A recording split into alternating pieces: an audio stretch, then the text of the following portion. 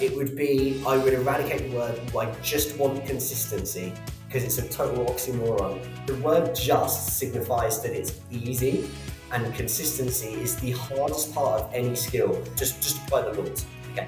The letter of the law in football is that a throw-in has to be taken at the exact point it went off the field of play. Ask yourself, if you're like a Man United fan at Old Trafford, and every time there's a throw-in, the referee makes sure that the throw-in is taken at the exact point it went out of play, how frustrated are you?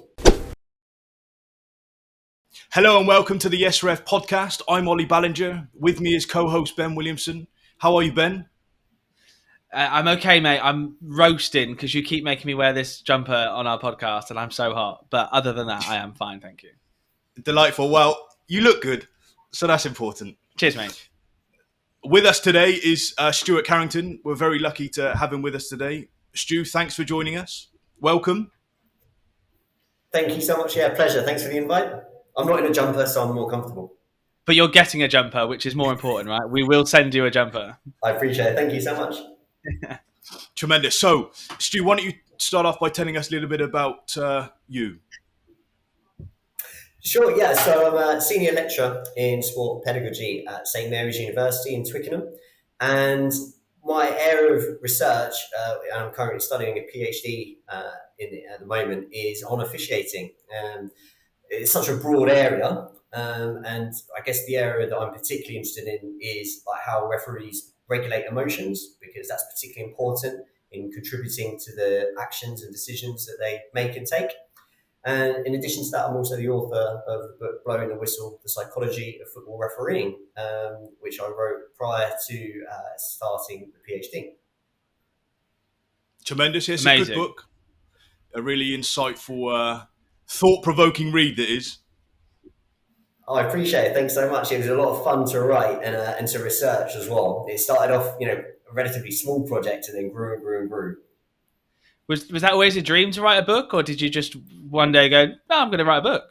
No, pretty much that one. Yeah. So it wasn't like a lifelong ambition or anything like that. The story goes, I was new father, and if anyone's got a young newborn, they'll know that you don't really plan to sleep. You plan to get little pockets of time where it's quiet. And I guess it's just my personality. I'm just curious about a lot of things. And football has always been, my passion and an interest. And I found myself asking questions that I guess most football fans have asked themselves at one point or another. Are referees influenced by the home team, for instance? If someone's got a reputation as a diver, does that help or hinder them when they're trying to win fouls in their favour, and so on and so forth? And I kind of had those questions, and like I mentioned, I guess most people have, and I just started thinking, in those little pockets of time when my son would fall asleep at like 10 in the evening, or whatever, I think, I'm going to be up in a couple of hours anyway. I'll just start reading up around this. So I started to make notes, and before I knew it, I had a couple of chapters where I thought, well, that'd be quite a good chapter, that, talk about home advantage, for instance, or the amount of yellow cards that might get shown to one team over another. And the more that I engaged with the literature, frankly, it's more fascinating. I found it, I think I dispelled like a lot of myths around officiating, and it was really interesting to kind of investigate further, and it's just kind of spawned from there and grown from there, really. So, give us one myth that you think you've got rid of. Your best one, biggest one. Well, I think the one myth that I got rid of, I say got rid of, perhaps answered a little bit more thoroughly, is that our refs arrogant. So that's the one that we've all said and we've all thought probably before. So one of the book chapters is like narcissistic control freaks, and I wanted to kind of answer that question. And what I wanted to do was make everything as evidence driven. So everything had to be kind of couched in support, and I didn't want just people's opinions, or I wanted to investigate people's opinions. So one thing I found was, with referees. So on the one side, referees tend to be sort of very confident in their ability. So I found that it's in the 90th percentile that referees interviewed or surveyed tend to think they're better at officiating than other referees. So on the one side, is that arrogant? Well, I probably wouldn't call it arrogance. I think arrogance is without foundation. It's probably how I would define that term. I would say it's someone experiencing high levels of self-efficacy. So their previous experience has mostly been positive. They're particularly quite resilient people. And then in addition to that, they tend to grow and develop as they progress. So I kind of think it depends on your definition of arrogance. And then I guess the other point I make in that chapter is, do we want referees that aren't particularly confident in their ability? Because if you need to go out and control 22 highly competitive athletes that are being kind of, urged on by a crowd or discouraged quite loudly by a crowd, depending on the location of the match, do you want someone that's going to be easily influenced, or do you want to have someone that's really confident in their ability? So I think I kind of turn that question around on the reader a little bit. I think that's amazing, because I think that's probably one of the most things that I've said, right? Ref, you're arrogant, I can't speak to you, can't do this. Yeah. When actually there needs to be that fine line of, but I'm trying not to be arrogant. I've just got to be, the law states you can't, or competition rule states you can't talk to me now. Do it in the dressing room, do it in the tunnel. I'm not being arrogant. I will talk to you all day long. There just has to be the appropriate time and place, right? Completely agree. I mean, one of the things that sort of discuss in the book is exactly that. It's what do fans really want? So in the intro, I talk about like the importance of subjectivity in laws. So a wonderful philosopher whose work I draw upon a little bit is Bernard Suits, and he came up with like criteria for the definition of sport. And one of the definitions of sport is there needs to be an element of luck. And if you think about it, that actually makes sport quite appealing, because otherwise just the best team would always win, right? So there would be no point playing the games. Whereas, the way the ball bounces, could take a lucky deflection, like anything like that might make the sport a little bit more fascinating, more of a spectacle. And of course, that includes sort of officiating decisions. And this is partnered by another philosopher, a guy called Seth Bordner, who wrote about the subjectivity of laws and about how you can make laws really objective. So a few years ago, Gary Lineker was an advocate of saying, anytime the ball hits a player's hand, just say it's handball, and then you remove all elements of subjectivity. And then what happened is, for the very short period where that seemed to be implemented, no one liked it, because it kind of went against the ethos of the game. So we kind of like this grey area, this area of subjectivity, and that provides us with a little bit of luck or fortune in the way that games are run and the outcome of the games, which are appealing from a spectator point of view. And then also there's kind of important lessons for that. You mentioned like referees not wanting to be, you can't talk to this referee. I think what people really mean is, I can't get my own way with this person. People demand explanations. And then, as we've seen with the referee mic'd up series that's coming out now, we hear like the VAR explanations and people don't accept them. And it's, well, you don't have to agree with it, but hopefully you can see the process. Yes, I think that's really, really interesting. It's really interesting. In your research around this particular subject, I referee futsal, Ben referees football. Do you find that this kind of principle is the same across all sports or team sports? So we find the issues that referees face is the same against all sports, because there's similarity. So first of all, I guess when people talk about officials, they use that term as an umbrella term. So every referee umpire is a sports official. So true to an extent, but there are certain classifications. So researcher Claire McMahon and colleagues kind of established different criteria or categories for different officials. So football, basketball, netball, rugby, those sort of sports like typical invasion games, they're classified as interactor officials. So interactor officials are those that they tend to move quite a lot, and the movement replicates the movement of the players. They also have to make many decisions in quite a short period of time, and those decisions are different in nature. So some are subjective, some are objective. Mm-hmm. They tend to be like purposeful, so it doesn't really depend like kind of how it was done. It depends like what was done. So you judge, you react to something, but then you also need to communicate quite frequently with the players involved in order to try to manage the game. So there's quite a lot of interaction. That interaction can be verbal, it can be non-verbal, hand signals, eye contact, for instance. And you're constantly moving to try to get a better position to best view the action. Then we have different types of officials. So monitors, for instance, a good monitor example would be like a line judge, volleyball umpire. So someone that watches what happens and then might react to certain things, but they don't really need to communicate too much with the participants. And then finally, we have what's called a reactor, which would be a line judge in tennis. So you're just reacting to whether the ball went in or out, and like kind of that's your role. So you're just kind of making an objective call. And of course, there's different challenges. So a reactor has to have very high levels of perceptual cognitive skills, whereas someone maybe like a gymnastics judge, which is a good example of a monitor, they need to be able to see what's done, but they always need to see how things are done. So they're judging against like technical abilities. And then interactors tend to need very good communication skills in order to convey the message. So like in refereeing circles, you hear this term like selling the decision. That's correct. Like selling the decision is quite important.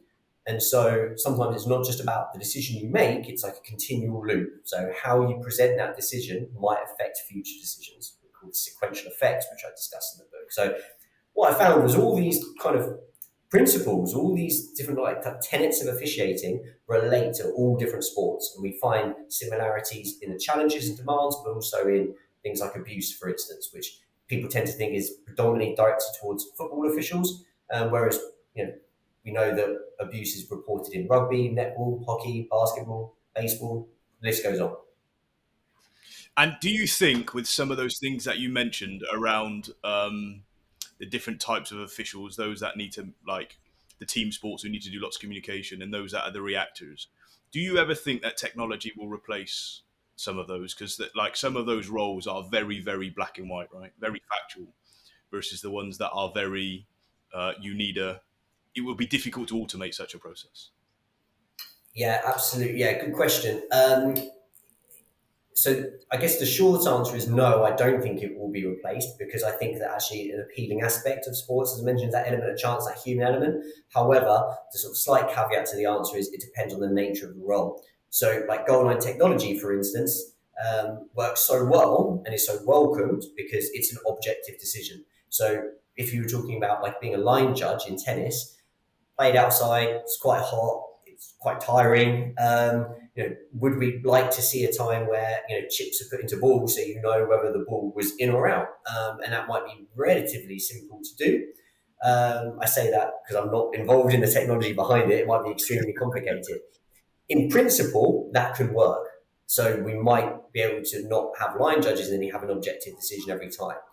I guess perhaps the other side of that is that an entertaining part of the sport? And I think when we talk about officiating, I'm very much invested in the holistic approach to officiating. So that's not just when we train officials, that doesn't just mean we need to train the whole person as opposed to just the official. But like coaches will now talk about, they're people that play football or whatever sport they do rather than just footballers or rugby players. You coach the person.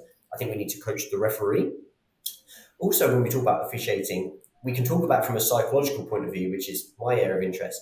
But there's also physiological aspects of officiating. There's like social aspects, so communication aspects of officiating, and there's also philosophical aspects. And I'm quite interested in that. And I think that element of chance is very philosophically appealing. So I think that's actually an attractive part of sports that we wouldn't want to get rid of.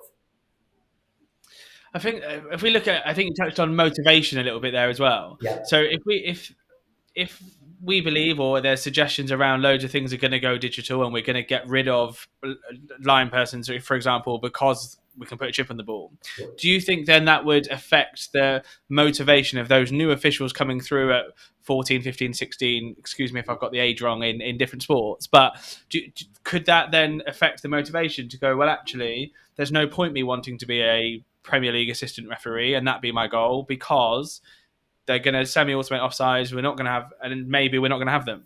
Yeah, great question, Ben. One of the chapters in the book that I discuss is around like motivation of officials. Like, why would anyone want to do it? Because it's a pretty tough gig. I guess the one thing, the people have different motivations for doing anything. So you might have different motivations for doing your day job, for officiating, for doing these podcasts.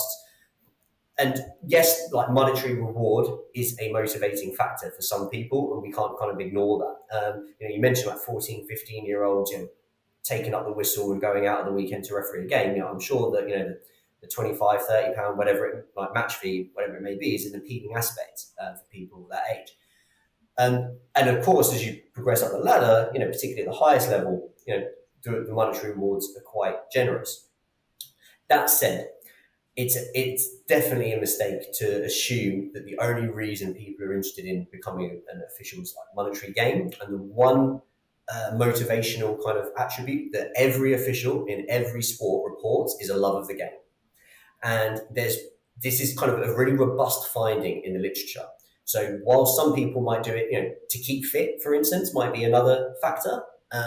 Some people like the challenge, so it's quite a demand to kind of control everyone and to come off the game thinking you've had a good game. That might be more relevant for some than others, so an element of flexibility there. But the one robust finding is this: I love the game.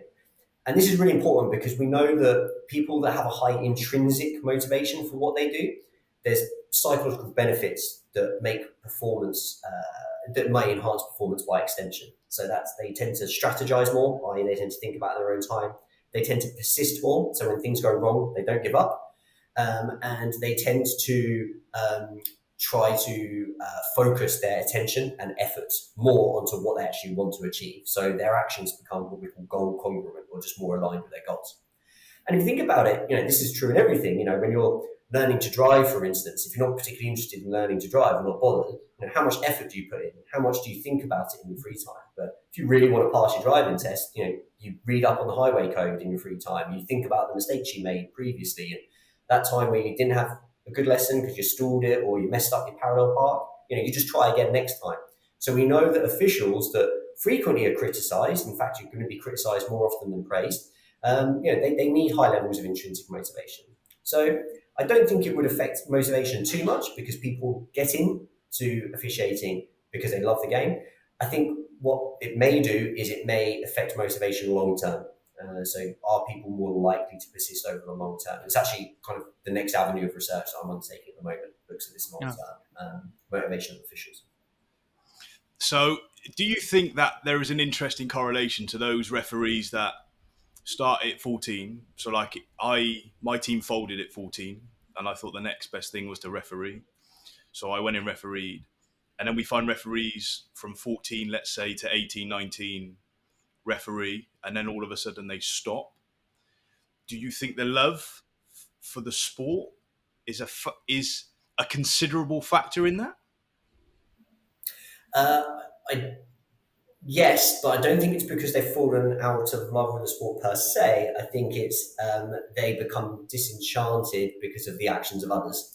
So I think abuse is the word that people will use in literature. It's typically labelled as problematic social interaction. And we know that the more problematic social interaction that we incur, the more our motivation to persist is affected.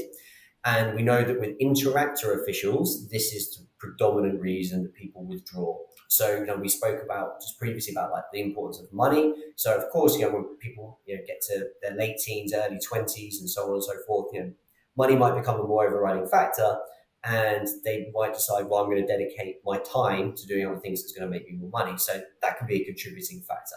What we do know is that tends to be the case more with monitors and reactors, because the type of sports that need to recruit those officials, they tend to be more on a voluntary basis, or the monetary rewards are pretty low.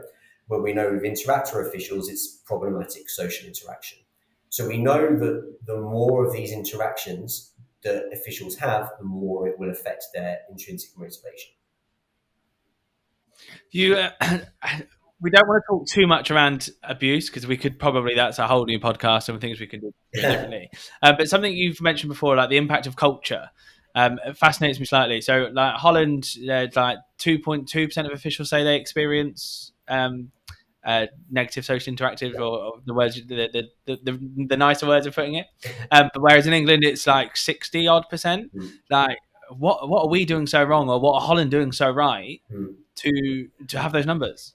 So I think it's important to say that it's not like kind of unique to the UK that these issues occur. We know that these issues occur elsewhere. We know that, for instance, in the United States, they're experiencing very, very high levels of poor retention rates in officials, because people are dropping out, particularly in basketball and baseball, because of the level of abuse that officials get. They just don't want to do it. It's not worth the money. It's not worth the time or the effort. So these things aren't sort of shows the UK. Of course, I cite some research in the book that states, look at Holland, France, and the UK, and Holland's rates of like verbal abuse is significantly lower. In terms of what they're doing, again, I mentioned this like holistic approach. There's lots of different ways we can explain it. So when we talk about psychology, we need to understand where that's come from. So we know that there are historical constraints. So for instance, the whole reason that referees exist in the UK is because when the game went professional, the captains were no longer trusted to make decisions. So like captains in football, I'm not going to use the word like useless, because I think off the pitch and like, structuring training and cohesion, those elements, captains are very, very important. But on the pitch, you don't really need a captain. They have no special kind of privileges. It's a total myth, for instance. They're allowed to talk to the referee or not allowed to talk to the referee. There's nothing in the laws that state that. The reason captains exist is because they were the ones that had to make a decision when it wasn't clear what the outcome was. And when the game went professional and essentially there was money at stake, it was decided that they couldn't be trusted anymore. So there was an arbiter on the sidelines that had to watch. And then it was realised that, well, actually, if I'm standing on the side, I can't really see what's going on. So I have to be running around with the players. And that's how the referee was born. Now, football was codified by Cambridge Old Boys, and football was traditionally a working class game. So when it was first kind of became professional, the people that played it might have struggled to read and write. Literacy levels would have been significantly poorer. We needed someone to be able to read and write to officiate the game. So they tend to be of the upper class and players tend to be of lower class. So there was a kind of class dispute there. So there was already kind of them and us attitudes towards officials. I'm not sure if you wanted to know all this before you asked the question, but I'll carry on. And then what we found was there were other reasons people distrusted officials. So for instance, people would lose money like wagering on football games, and for most people that were wagering money, if they were to lose that bet, it might kind of make a significant impact to their livelihood or their lifestyle that week. And so we needed to blame someone. And of course, referees do make mistakes. I've never met one that says they don't. So, or of course, they make the right decision, but people perceive it to be a mistake and they blame the referee. It's not a new thing. Another researcher, Tom Webb, down at the University of Portsmouth, has done some great articles I cite quite frequently in the book, looking at like referee abuse from like the late 1800s, early 1900s, pre-war abuse, public abuse in newspapers. Like it's always happened. I do think that now this media scrutiny is so heightened and the financial implications on success and failure are so heightened that has added that layer of kind of investigation into refereeing decisions. And you touch on the role of the captain in football. It's very different in rugby. And do you think that the way that operates affects the abuse levels? Yeah, really interesting question. It's one I get a lot. So we know that rugby officials report levels of abuse. So we shouldn't think that officiating rugby is kind of like a utopia for sports officials, because it absolutely isn't. And officials in rugby will report that as well. It's different. So there are certain things that are kind of tolerated and certain things that are not tolerated. So, for example, dissent is the obvious one. So if a rugby player was to demonstrate dissent, then it would be punished kind of immediately. Now, we call this the ethos of the game. So a wonderful researcher called Fred D'Agostini in the late 80s kind of used this term ethos of the game. The problem is it's kind of hard to measure. It's kind of hard to define like what that means. But essentially, it's what the game expects. So when people talk about morality, they think that laws are written based upon what's right and wrong. But laws tend to be interpreted based on what the game expects, not what's right or wrong. So, for instance, you might have a really good example is where Michael Oliver sent off, he did end up sending it off, but he awarded Real Madrid a penalty in injury time at a game at the Bernabeu against Juventus. And it was the second leg of a Champions League game. And Madrid won the first leg in Turin 3-0. So everyone kind of thought it'd be a walkover. And in the Bernabeu, Juventus got it to 3-1. We're winning 3-0, so they brought it back to 3-3. And then in injury time, when everyone was expecting it to go to extra time, Oliver awarded Madrid a penalty for a push in the box. And Buffon protested so vehemently and so loud, Oliver showed him a red card. Now, the two really interesting things about that was in the press conference afterwards, Buffon said, in that moment, he needs to realise I should be able to say anything I want to him because I'm that enraged and that passionate about what I'm doing. He just needs to accept that's the game. Now, that's a good example of like sporting ethos right there. He believes that the game expects referee abuse. Now, I think that everyone would agree Buffon certainly did go too far and the red card was warranted.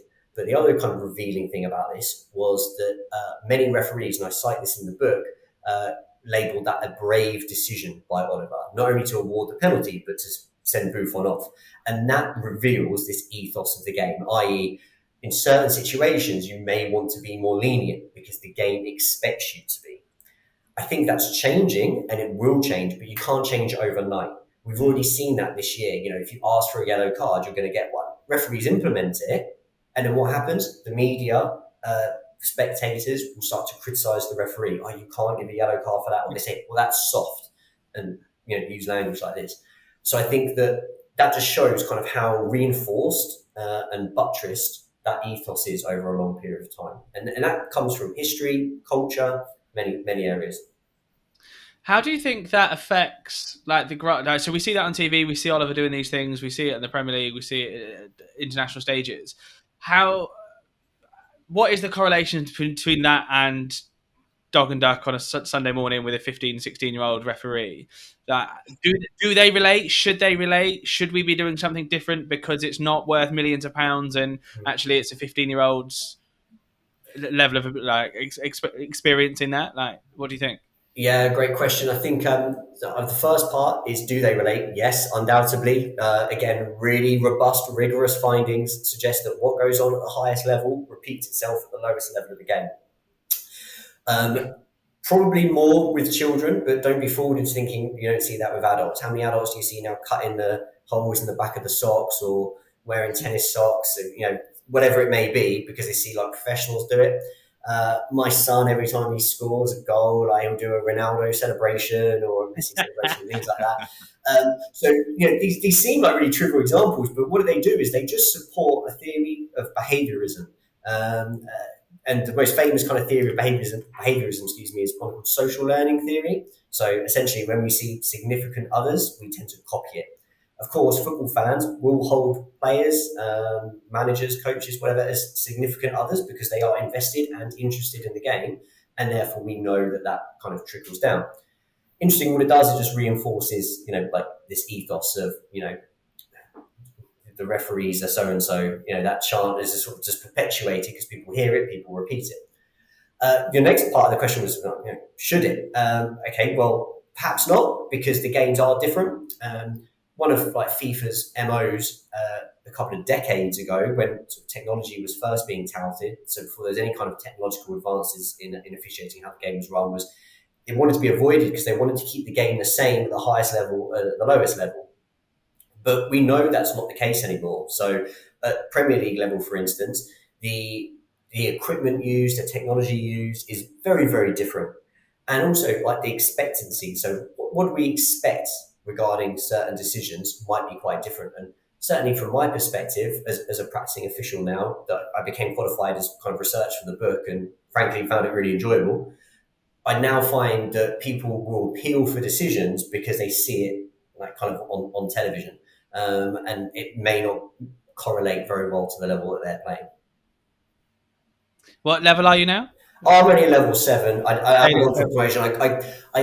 I qualified, just as I said, I remember going to my sort of local FA and signing up on the referee course in 2018, I want to say, and thought, I'll sort of give it a go. And I just wanted to do a few games because I really wanted to see what it was like, and I wanted to kind of test out some of the things that I've written about in the book, and just really enjoyed it actually. And there's sort of Olly sort of mentioned previously about people might stop playing and then sort of get into refereeing. It's just kind of too old to play now and don't really have the time, the flexibility of time to commit to training and games every weekend. So to be able to keep your hand in, because I just love the game, it's nice to be involved.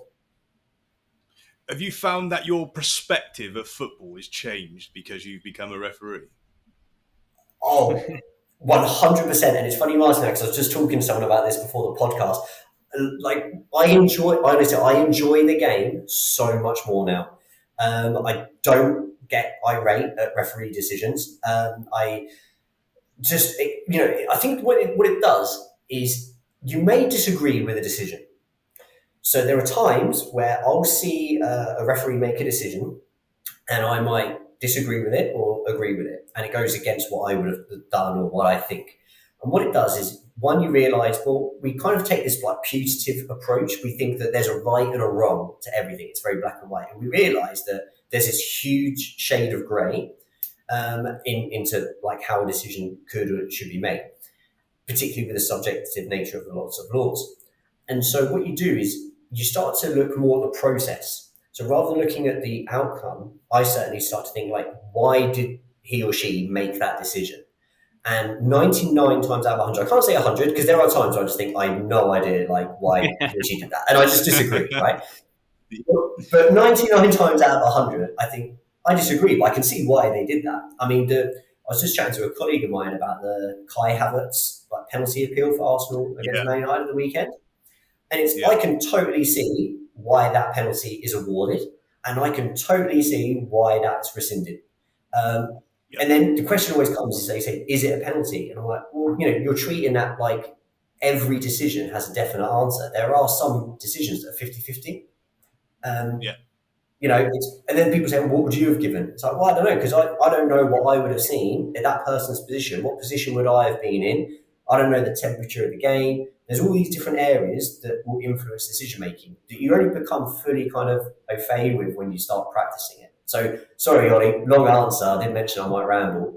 It's totally changed my perspective of the game. And I just enjoy it. I genuinely enjoy watching football more. I just watch the game now and just accept the decisions that go for or against my team. A question I've got for you based on that. Do you think referees have to have empathy for the game? And is that right? Should it just be the law states this and that is the law, done? Or referees have some personality? You talked about temperature of the game. You talked about other like contributing factors. Yeah. Should empathy be one of them?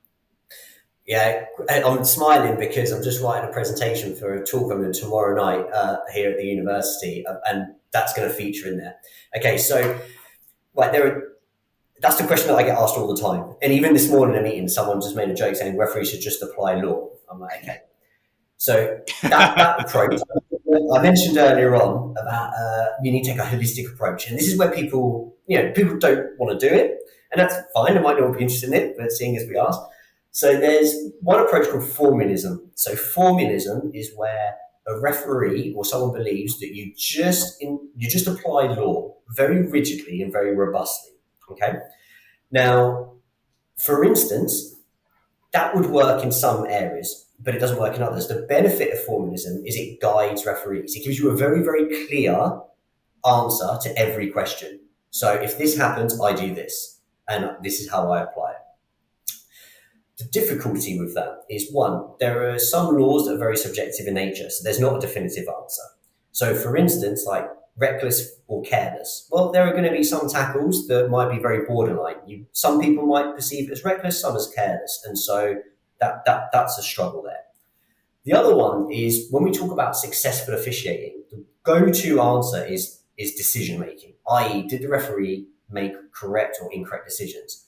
An Australian researcher called Scotty Russell, he identifies 4 tenets of officiating, and one is fairness, one is decision making, one is safety, and the other one is entertainment or like spectacle. Now, someone, and I remember distinctly, my director of studies for PhD asked me this and said, well, the referee's not like part of the show. I'm like, okay, that's not really what it means. What it means is this, right? So anyone listening that thinks, yeah, just apply the laws. Okay. The letter of the law in football is that a throw-in has to be taken at the exact point it went off the field of play. Ask yourself, if you're like a Man United fan at Old Trafford, and every time there's a throw-in, the referee makes sure that the throw-in is taken at the exact point it went out of play, how frustrated are you? Because run over and get the spray out. We'll take it in. Could you imagine? Like every time, no, it's 3 inches back. It's 3 inches back. Every time a free kick, it states in law, the free kick has to be at the spot where the incident occurred. Imagine if the referee blew the whistle every time. Every fan in that stadium was like, just let him get on with it. Like, it doesn't matter if it's a yard ahead. It doesn't matter if it's 2 yards behind, okay? So that's the weakness of formalism. And there, of course, there are incidences where we don't really know what the law is because very freak occurrences pop up. So formalism is flawed in that sense. The alternative is conventionalism. So conventionalism is kind of like what you're leaning towards, or not maybe personally lean towards, but you're suggesting with this like empathy. So this is like, what does the game expect me to do? So does the game expect Michael Oliver to show Buffon like a little bit of leniency and empathy here? Okay, I can see you're really angry. I'll let you vent. I'll let you get it out of your system, and then we'll just get on with the game. Or not. Now, of course, empathy is going to kind of help you to an extent. One of the ways it's going to help you is, we know there's a wonderful researcher, Ian Cunningham, who looks a lot about, he calls it face work. So how do we help players save face when we penalise them or punish them? And how do we preserve face when we make decisions as well? And how do we communicate that? I think that's really important, because a limitation in some theoretical models of decision making is that we think that as soon as the decision is made, that's it over. Whereas actually every decision will influence the next decision. So we know that player acceptance is really, really important, because it helps make more accurate decisions moving forward. So I think that the answer is this kind of interactionist approach, where sometimes we just need to go, of course, we can't ignore the laws of the game, or it ceases to be the game. At the same time, we have to appreciate those other tenets of fairness, of safety, and of the spectacle that's going to help contribute to an entertaining sport, which is what everyone wants. The players, the coaches, the fans, we want to be entertained. And so officials like kind of play their part in that. So I think that by showing empathy, by getting players to accept decisions more readily, helps officials. At the same time, that doesn't mean that we excuse misdemeanors that violate the laws of the game. That's fantastic. I think Thanks so much for the answer. That was great. The thought that comes into my head, and I think we've all done it from time to time, is what does football want? What does futsal want in the situation when you're making a decision? Like, you try and smell it as the referee going, what does the game want? And it's not already directly correlated to the law, despite something might being objective, And I think the examples you give around the throw-in is probably case in point, because you'd make an entertaining game very unentertaining if all of a sudden a particular referee became very focused on going, this is the way it is, or not, as the case may be. So fascinating. But we spoke a lot about all these different things around abuse, love of the game, and the expectations on a referee. Do we just accept that these referees have got to cope with all of this? And is there things that should be in place to help referees cope with it? I've had a bad game, and my motivation factor might have reduced because it's been a bad day at the office. Yeah, so great question, and I'm pleased you asked it, because actually the area of research I'm really interested in. So I mentioned again about this holistic approach. We know that there's lots of research around kind of how we might improve decision-making skills, perceptual cognitive skills, communication skills, and officiating. What we tend to ignore is the person. I published an article in the International Journal of Sports Psychology last year, where I interviewed 3 FIFA and UEFA level officials around their experiences, and we identified certain constraints and training. And we know that one constraint on performance is the environment that they train in. And what was identified is, and bear in mind, FIFA, UEFA level, very high level officials, there's a lack of psychological support. Now, that's not to say that's the case everywhere, and we certainly know that some refereeing bodies do offer some psych support. I think there are areas where it can be developed and improved further. I'm particularly interested in CBT, so cognitive behavioural therapeutic approaches to developing officials. And there's certain reasons for that. So the first one is actually performance. We tend to find that people that function well as individuals tend to perform well. And one of the referees I interviewed in that paper, the quote that he sort of said that I just loved and cite frequently, and it's actually the title of my presentation tomorrow, is "The person arrives before the referee." So how he or she arrives at the stadium, sort of their state of mind. We can talk about a million different kind of theoretical perspectives here, couched in psychology, challenge threat states, for instance, levels of anxiety. levels of depression, levels of healthy concern, so on. All of those things are going to influence behaviors, because we know that cognitions and thoughts influence behaviors. And therefore, we can take these CBT approaches to try to help insulate people and to promote better performance. And then the other side, of course, is by doing so, we also help look after the well-being of officials and therefore help them become more resilient to abuse. One kind of avenue that's been proposed regarding the solution to abuse is like zero tolerance. And I'd certainly advocate that. And sin bins for dissent, for instance, I think are a good idea. And I really like the initiatives this year that we see at the top flight around dissent and cautioning for dissent more readily. That said, that's an ideal world solution. I do not think you are ever going to fully eradicate abuse. Now, there's so one person might say, well, that's, we have to focus on the abuser. And yes, we should be trying to minimize that. What we can also do is we can help protect the person that's on the receiving end.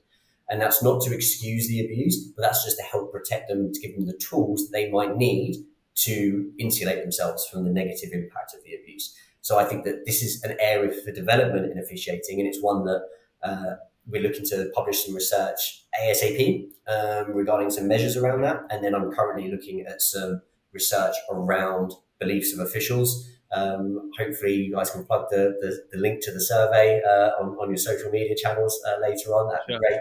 And we can associate that with motivation. So something's just popped into my head, it kind of links back into what you've just said and something you mentioned earlier. So the referees have a love of a game, which we all know, and that's why we do it. And then we talk about the person arrives before the referee, right? So just thinking at the level I operate, maybe we arrive at the ground a couple of hours, hour and a half before kickoff, etc.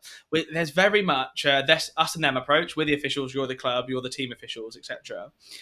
Do you think there's something that could be done that together we should spend 15, 20 minutes before a game having a brew, talking about football, we meet the secretaries or the people that meet us at the ground, no problem, that's all really lovely.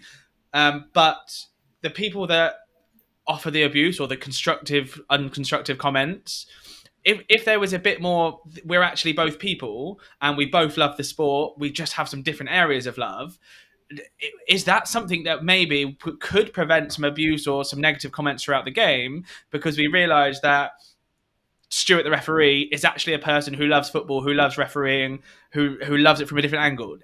Is that good? Is that bad? Could that help? Could it not?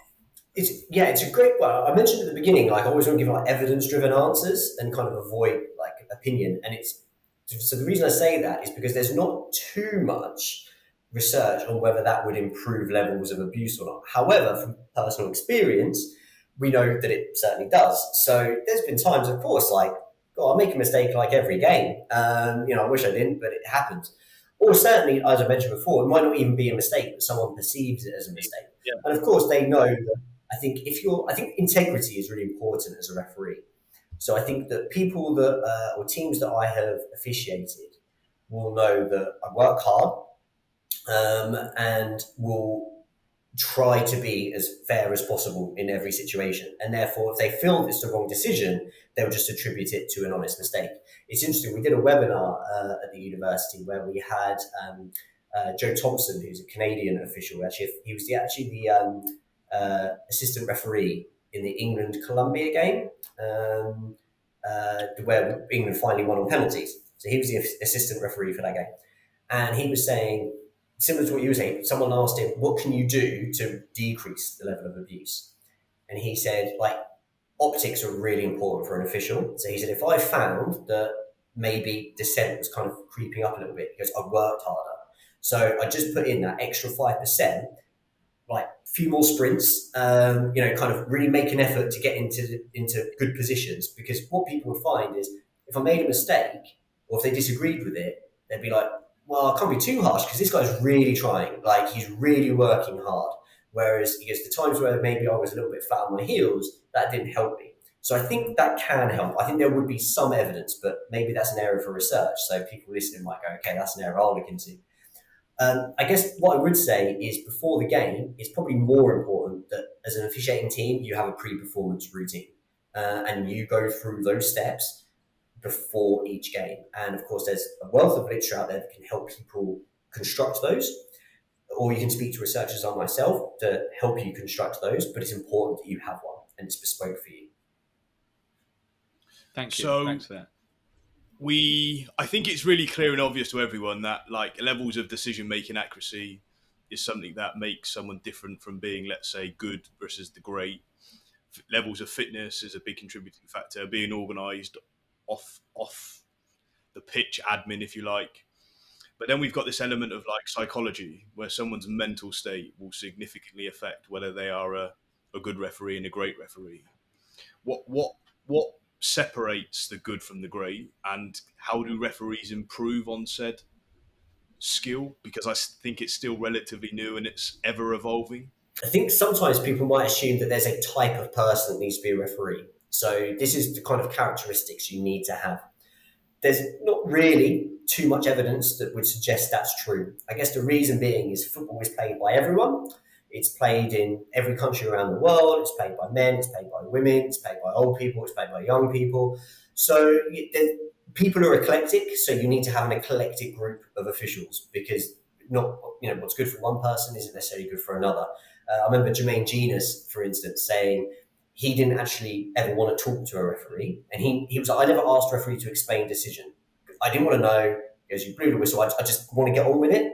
And he's like, and when a referee wanted to explain it to me, he's like, I understand why they're trying this, but I don't care. He goes, it actually kind of annoyed me more. Whereas another player, and I cited some examples in the book, and there's, I'm sure any newspaper every weekend will kind of cite those sort of players. They're kind of like, I have to know like why you made every decision, or it's just going to kind of eat away at me. So people are different, so you need to have different qualities. That said, there are certain qualities which tend to be quite robust. So for instance, we know that successful referees, like most sports performers, they tend to approach games with what we call a challenge state.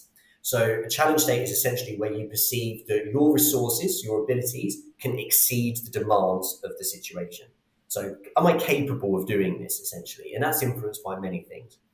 We also know that referees tend to experience very high levels of intrinsic motivation. Love of the game is another way of putting that. So we know that that's a quality that referees tend to share.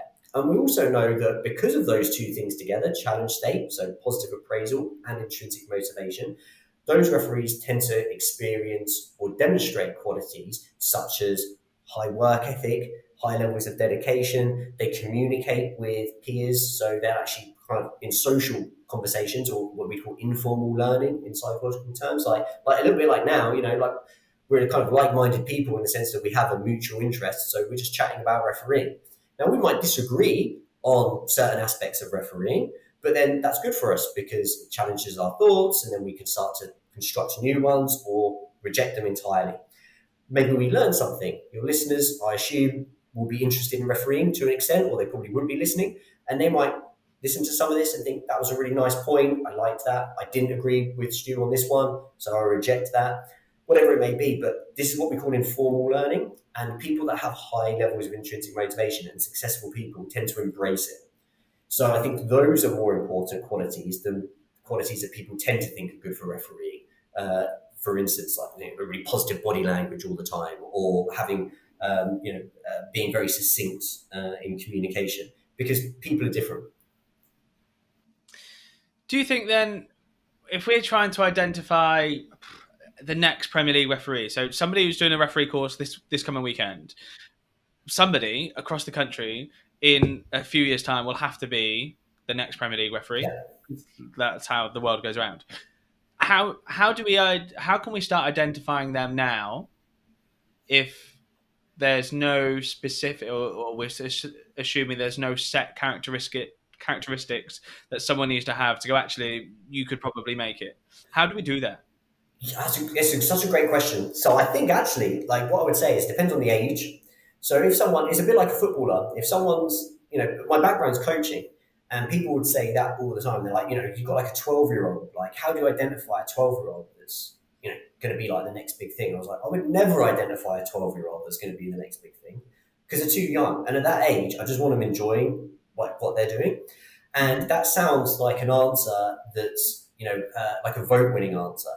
Actually, there's a performance based kind of characteristic there as well. And that's because we know that people that tend to enjoy things, as I mentioned before, they tend to persist more, they tend to be more resilient, they positively appraise, they don't self-depreciate when things go wrong, because you just enjoy doing it.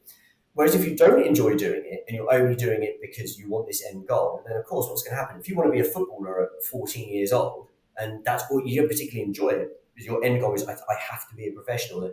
Guess what? When you miss that penalty, which is going to happen, because everyone loses sometimes, you're now thinking, well, I'm rubbish, I'm not going to make it. It becomes very detrimental and it starts to very negatively affect your behaviours and actions. And there's a body of evidence to support this.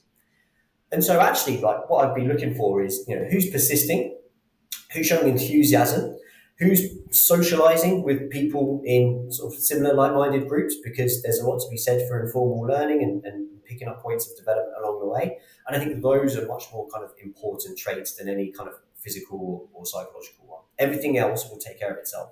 And interestingly, another kind of, with psychology, is every now and again you come across what we call like a rigorous or robust finding, so something that stands true across a body of work. And one of those is the importance of experience.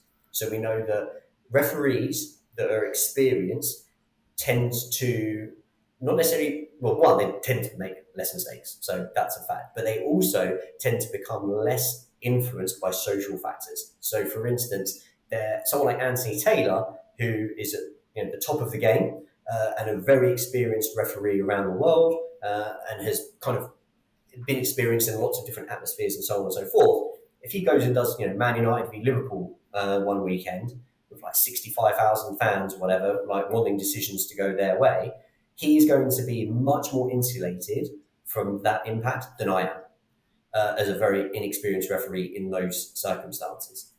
So that's why it's really important that people enjoy what they do in order to improve performance. And just as a final note to that question, I would say that's why it's really important, and I talk about this in the final part of my book, that the media and the fans appreciate their responsibility. Because if the media and the fans really want high-performing officials, then we need to make that pyramid at the bottom as wide as possible, and we also need to make it as welcoming and as supportive and as facilitative as possible.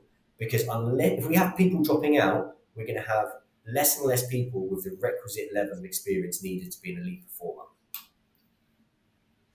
That was a brilliant answer. It's an excellent question. So what we're doing with every one of our guests on the YesRef podcast is we're going to ask them one question. And what we'd like to ask you, Stu, is... What's coming? What we'd like to ask you is, if we was to give you a magic wand and you could change anything in refereeing today, what would it be?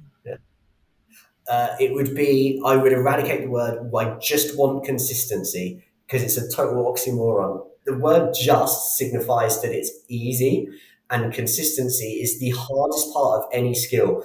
Again, I mentioned sports coaching is my background. So when we talk about skill acquisition, like how we get good at skills and how we might develop best practice, that's kind of like a particular area of interest of mine, okay? And it's a bit like this. So I'm rubbish at darts, okay? So James Madison would certainly beat me, right? And I can throw a treble 20, like I've done it before, okay? So I know I'm physically capable of throwing a treble 20. I've never got 180 because I've never done it 3 times in a row. So that's consistency. So when we hear that term, I just want consistency, it assumes that consistency is the easy part of the skill. It's the opposite. It's the hardest part of the skill. It's the last thing you learn. When we talk about footballers, we see this reflected. At the top level of the game, is there much difference between, Harry Kane and Darwin Núñez and Mo Salah, whatever striker, Lewandowski, whoever we're comparing here, right? The answer is no, they're all really good at football. They're all really good at finishing. They're all really good at getting into positions and heading and stuff like that. It's just what separates the elite from the very good to the good and so on is consistency. Someone like Harry Kane, for instance, does it at a phenomenally consistent rate, almost regardless of the environment that he's toiling within. So, I've scored like a 25-yard screamer. I've only done it twice. It's like someone like Messi can do it every game. So that's what I would change. Brilliant. Yeah, so Brilliant. I love that answer, yeah. Yeah. I mean, like throwing 3 treble 20s is quite hard. I just want consistency on it. You got to do it every time. Yeah, just go and do it, Olly. Just for